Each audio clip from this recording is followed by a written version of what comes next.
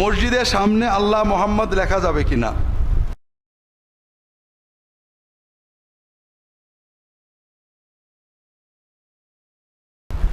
আর কি জন্য লিখবেন? আমাদের মাবুদ একটার নাম আল্লাহ, একটার নাম মোহাম্মদ, নাকি? ঠিক না?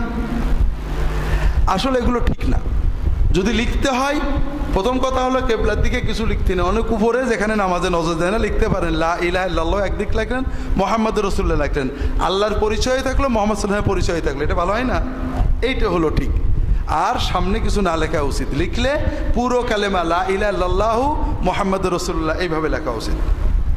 মেহরাবের সামনে মক্কা মদিনার ছবি রাখা যাবে কিনা?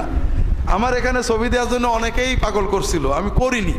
কারণ কেবলার দিকে ছবি দেওয়াটাই মূলত মানে মাকরু বা মাকরু তাহরিমি, এতে মুসল্লিদের নামাজেরই হয়।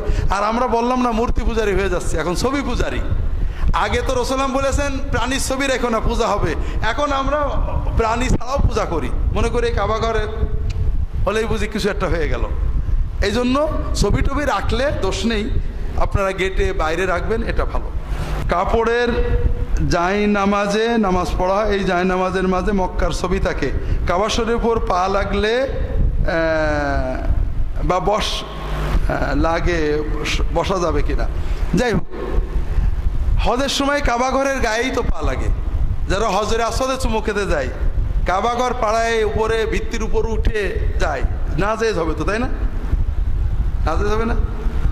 কাবা ঘরের ভিতরে একেবারে ভিত্তির ভিতরে একের পা দুটো রেখে নামাজ পড়া যায়, সুযোগ পেলে পড়ে মানুষ, এটা তো জায়েজ হবে না। আমরা আসলে মূর্তি পূজারি হয়ে গেছি। ছবি কেন? কাবা ঘরের উপরেই তো দাঁড়ানো যায়, ছবি তো অনেক দূরের কথা, কাবা ঘরের ভিতরেই তো বসা যায়। তো এই জন্য ছবিতে পা লাগলে কোনো দোষ হবে না। কেউ যদি কাবা ঘরের ছবিকেও অপমান করে তাহলে সেটা অন্যায় হবে, কিন্তু পা লাগার কোনো দোষ নেই।